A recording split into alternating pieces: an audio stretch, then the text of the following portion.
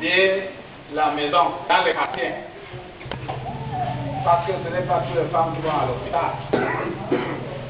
Et on appelle les femmes avec le bébé de venir à l'hôpital comme ça, pour qu'on parle en échange. Que les mamans puissent aussi avoir l'opportunité de dire ce qu'elles pensent, ce qu'on peut faire pour que l'enfant ne tombe pas malade. Avant que je commence, je vais demander au président, le président de Modern Lady, une association qui est avec vous ici, qui négocie, dialogue et fait le plaidoyer avec vous, chez vous, de donner un mot. Ils vont se présenter et peut-être vous donner aussi une petite historique de l'association.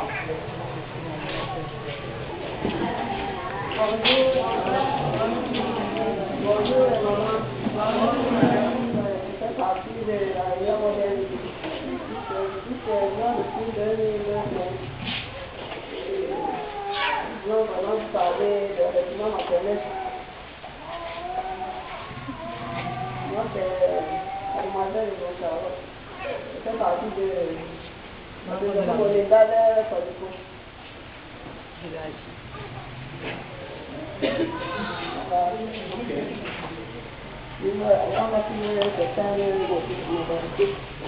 On va donner la place au représentant du ministère pour passer le message du ministre avant qu'on commence à discuter.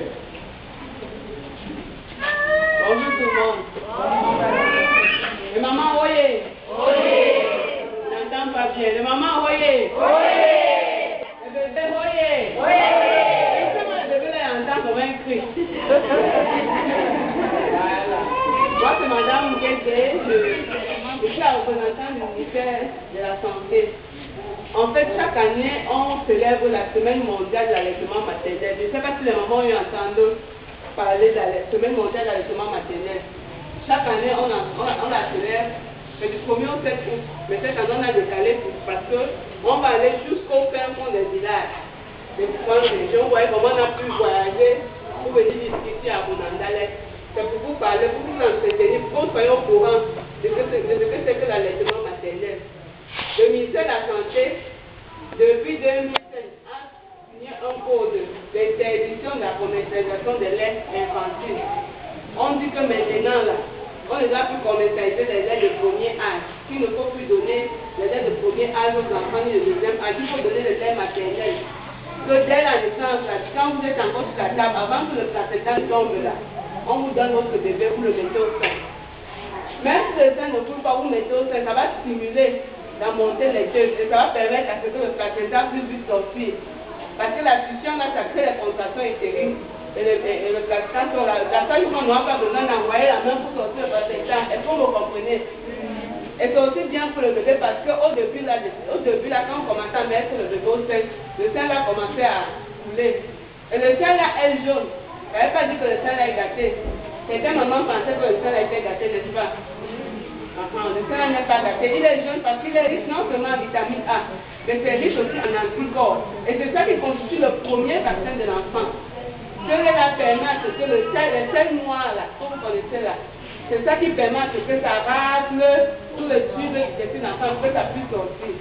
Si la première chose qu'on donne à l'enfant c'est l'eau, et que cette selle-là ne sort pas, vous allez voir l'enfant aura des problèmes d'estomac, et puis là, la limite à la langue. Et on se comprend. Dans ce premier lait-là, on appelle ça le colostrum là, il faut donner ça à l'enfant, ne laissez pas. C'est ça qui constitue le premier vaccin de l'enfant. Et il est riche à nous, vous n'avez pas besoin de donner l'eau à boire au bébé. Jusqu'à 6 mois. Vous donnez rien que le lait maternel de jour comme de nuit à la demande. Ne reculez pas les tétés de bébé. Est-ce qu'on se comprend? Ne dites pas que vous donnez le lait maternel toutes les 2 heures, toutes les 3 heures, etc. Chaque fois que le bébé est plein, vous lui donnez. Même pas de l'eau à boire. Et comme ici à Douala, c'est spécial, même les régions du Nord, là, on donne beaucoup plus de lait. Et ne vous dites pas que le lait est insuffisant. Plus vous mettez dans le ventre, plus ça va couler. C'est qu'on se comprend. Moins vous mettez, moins ça va couler. C'est un problème de message entre le bébé et la maman, le cerveau de la maman. Est-ce qu'on se comprend? Parce que quand vous accouchez là, et quand vous n'avez pas le temps de donner le sang au bébé, le lait ne va pas couler. Et quand vous allez vouloir donner au bébé, il va vouloir aller dire le lait est suffisant. Est-ce qu'on se comprend? Normalement, c'est parce que les papas ne sont pas là. Les papas doivent aussi assister les mamans qui ont accouché. Parce que quand tu accouches, toi seul tu laves l'enfant, toi seul tu laves les couches, toi seul tu prépares, toi seul tu fais le ménage. Tu es stressé, l'enfant il lève pleure. Ça passe que le lait ne coule pas. Donc il faut allaiter le bébé de jour comme lui jusqu'à 6 mois, même pas de l'eau à boire. La seule chose que vous pouvez donner, c'est ce que le docteur va prescrire, que ce soit la vitamine D en gouttes, que ce soit le fluor, si l'enfant est malade, elle peut prescrire un médicament. Ce n'est que ça que vous pouvez donner au bébé. À part ça, rien d'autre, même pas de l'eau à boire. Même si la maman vient du village, dit que non, on a toujours donné l'eau à boire, ne donnez pas. Peut-être que on dit qu'on ne donne pas l'eau à boire parce qu'on ne sait pas dans quoi on met cette eau-là, parce que ça peut être contaminé. Ce n'est pas ça la raison. L'eau d'abord, le lait maternel déjà est riche en eau. Quand vous étiez l'enfant, là, si vous regardez au début, c'est clair. C'est parce que c'est beaucoup plus riche en eau qu'en éléments nutritifs. Ça permet d'étancher la force de bébé. Et plus l'enfant sait, plus ça devient plus épais, plus blanc. C'est ça qui est riche en éléments nutritifs. Ça permet de nourrir le bébé. Donc ça qu'on demande de vider un sein avant de donner l'autre sein. Est-ce qu'on se comprend? Ce n'est pas seulement valable pour les mamans qui accouchent, même pour nos petites soeurs qui sont à la maison, les femmes en âge de procréer, il faut leur dire ça. Quand vous rentrez à la maison, vous leur dites ça, il faut allaiter les enfants. Ne dites pas que les seins vont tomber. Est-ce que la langue, nous n'avons pas les vides? Les seins finissent par tomber, non. Que tu as accouché, que tu n'as pas accouché, les seins tombent. Et en plus, c'est pour qui? C'est pour bébé. Ce n'est pas seulement pour rendre l'enfant fort, c'est aussi pour le rendre intelligent. Parce que moi, vous voyez la différence entre un bébé allaité au sein et un bébé qui a été allaité au biberon, c'est deux bébés différents. Vous allez voir là, dès que le bébé qui a été allaité au sein tombe, il se relève directement. Là, quand le bébé qui a été allaité au sein, dès qu'il tombe là, il cherche quelqu'un qui va le porter. Et tous les cas, vous posez la question pourquoi est-ce que les grands monsieur d'aujourd'hui, là, les mamans sont au village, elles ont mangé au village. C'est parce qu'au village, on allait. C'est nous ici, on va être nos. Dès qu'on accouche, on a une zirconium 1, une ceci. Ce n'est pas nécessaire. Parce que vous rendez aux enfants tête. Il dit que c'est des mamans qui s'intègrent dans le biberon, dans le sac. Est-ce que le ment ou le ment pas? Go, on peut les faire.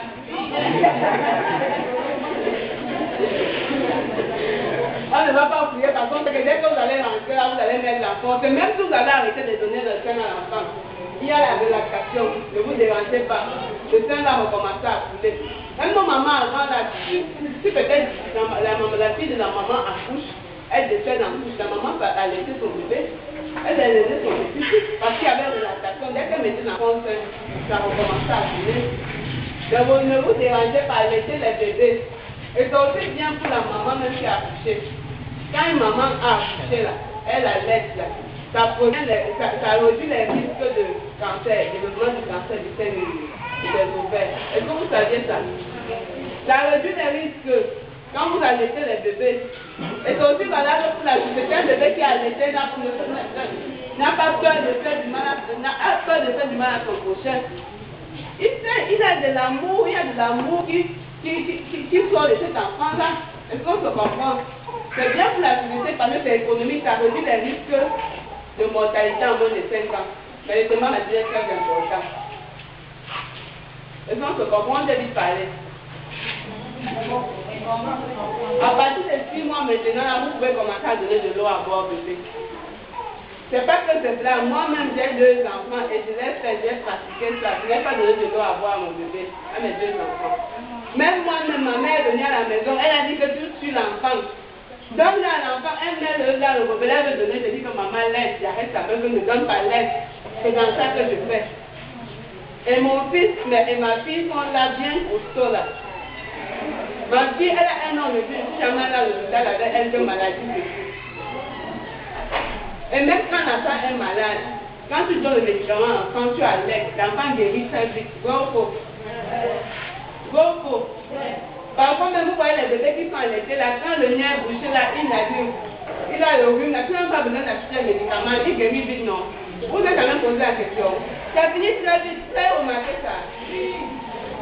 Un bébé qui est allaité, c'est non seulement riche en eau, riche en éléments nutritifs, riche en amour. Un bébé et sa maman, là, quand il a été, tu vois l'amour.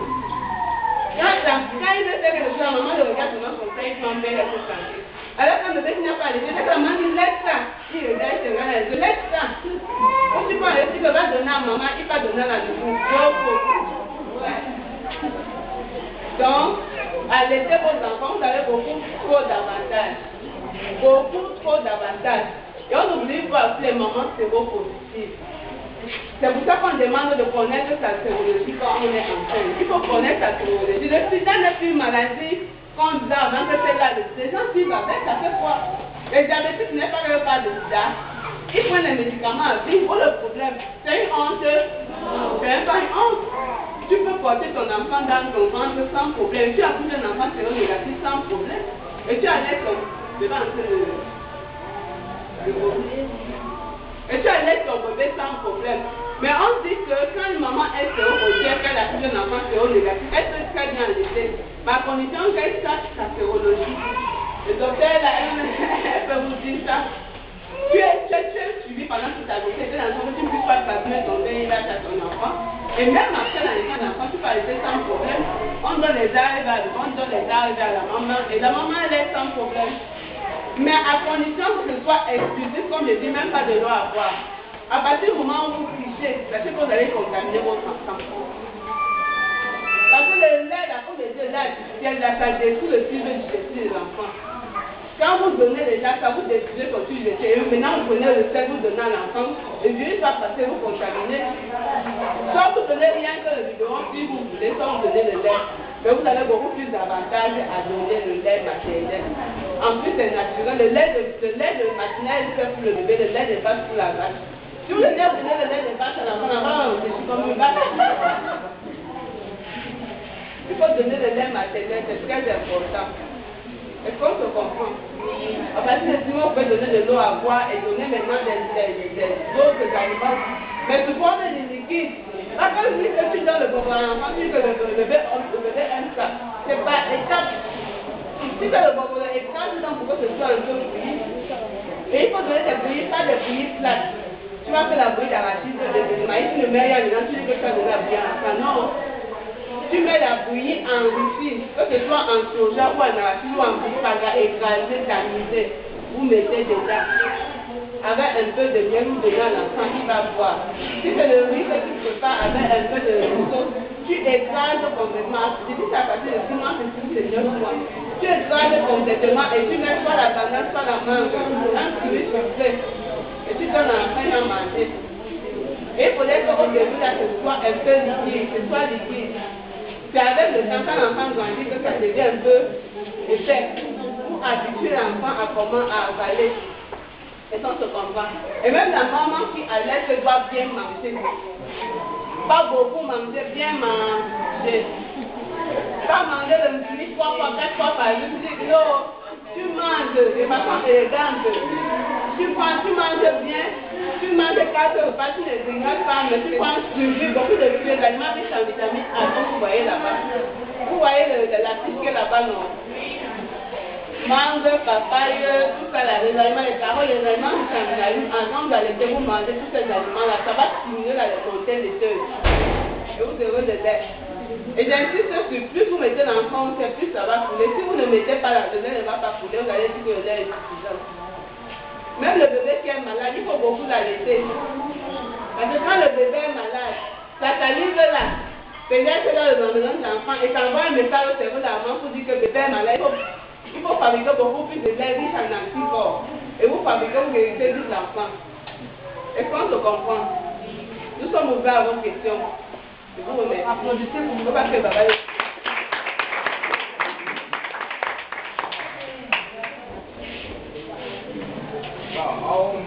On vous a déjà dit le message.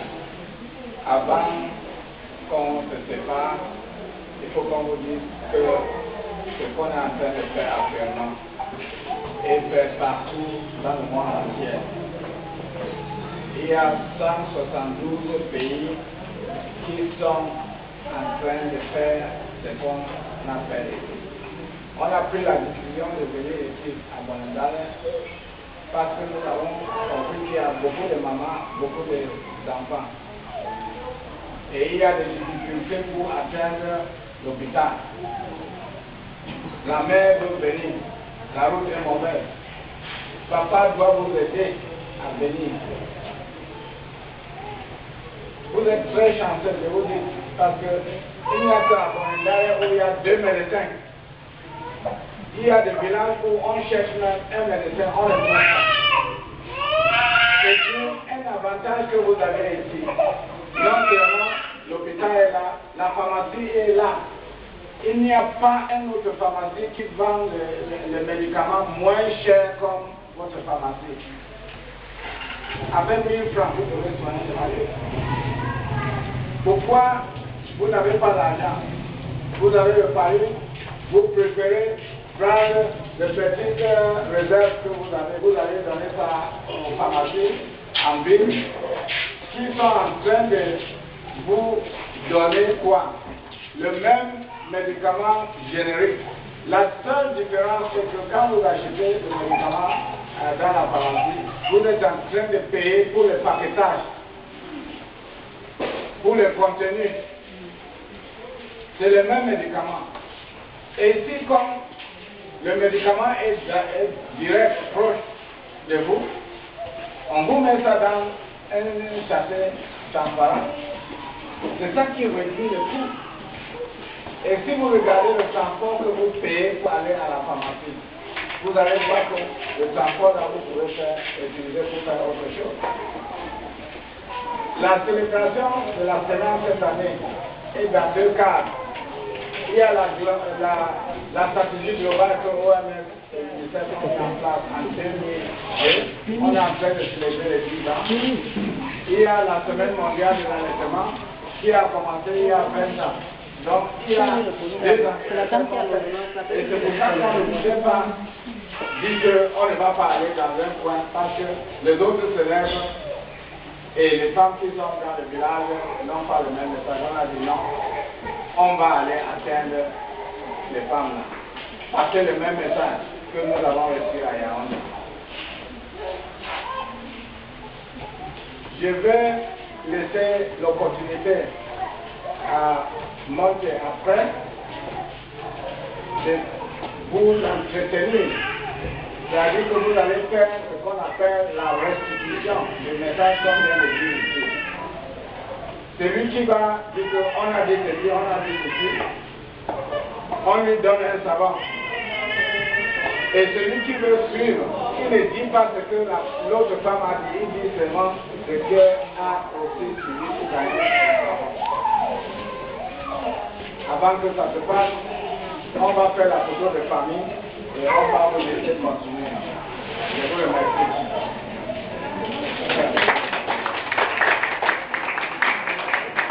Il y a des documents ici qu'on va laisser à l'hôpital, comme ça quand vous revenez pour le temps.